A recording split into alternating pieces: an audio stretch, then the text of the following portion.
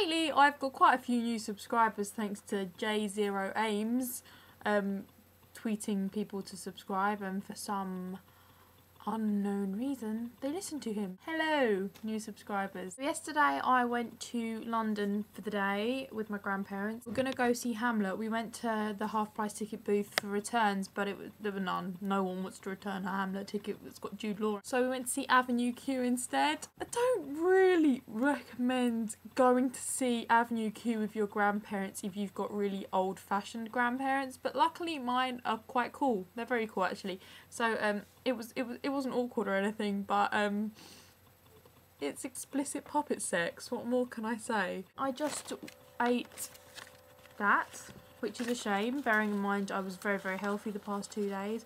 Right, speaking of food, and yesterday we went to this really, really, really posh department store.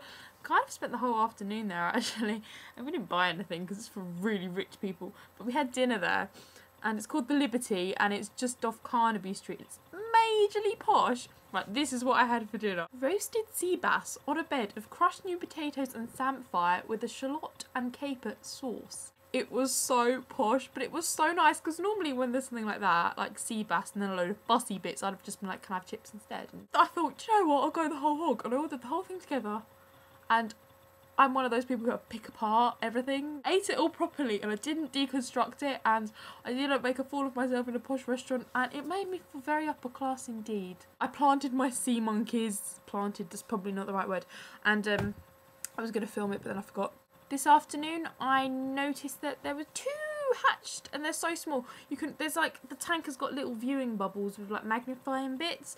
You can only see them if they happen to swim past, and even then they're still pretty much too small to see unless you're like this close. This is just a little Harry Potter interlude to this vlog.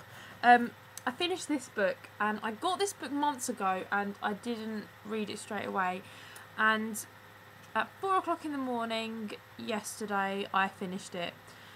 And when I first started reading it, I really didn't like it. I didn't find Melissa and Ellie relatable. I wanted to find her relatable, but I didn't, because I thought, look, we're both major Harry Potter fans whose lives were changed by Harry Potter, and I just couldn't relate to her. To me, she was pretentious, and she was just telling us about like all the awesome stuff that happened to her as a result of Harry Potter. By the end of it, I had completely changed my mind.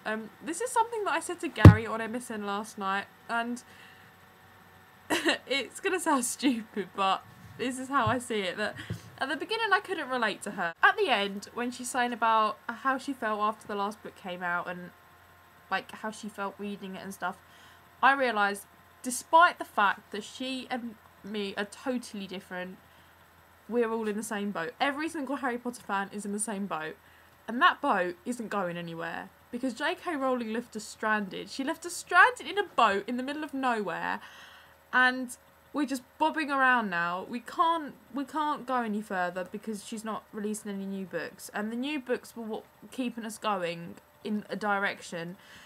And now that there's no new books, we're not going anywhere. We're just there in a boat, but we're in a boat all together.